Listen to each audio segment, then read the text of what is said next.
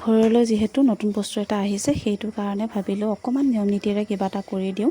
বেছি নাজানো তথাপি অকণমান কিবা এটা কৰিবলৈ চেষ্টা কৰিছোঁ। সেয়া দেখিছেনে ধূপ ধূনা লৈ অকণমান মই সেৱা এটা কৰিছোঁ। মানে আহিছে যিহেতু সেইটো কাৰণে স্কুটি এখন লোৱা গৈছে সেয়ে। আৰু আজি ঘৰত সকাম এটা আছে, মানে ককা তিথি হয় আজি ৰাতিলৈ পাতিছে। সেইটো কাৰণে ভাবিলোঁ দিনতে কামখিনি সোনকালে কৰি আজৰি হওঁ আৰু ঘৰ মচাত মই লাগি গ'লোঁ।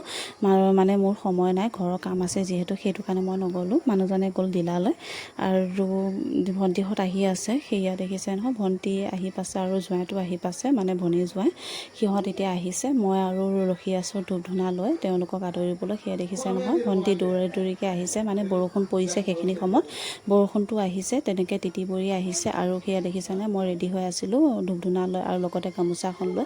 সেয়ে অকণমান নিয়ম এটা কৰি দিলোঁ। ঘৰলৈ যিহেতু আহিছে তাই প্ৰথম স্কুটি লৈছে সেইটো কাৰণে স্কুটিখন লৈ প্ৰথমতে মোৰ ঘৰলৈকে বুলি আহিলে। সেয়ে ভাবিলোঁ যিহেতু যিয়ে নহওক তাই মোৰ ঘৰলৈকে আহিছে, প্ৰথম লৈ আহিছে যিহেতু সেইকাৰণে মই অকণমান নিয়ম নীতি এটা কৰি পেলাই অকণমান সেৱা এটা ল'লোঁ।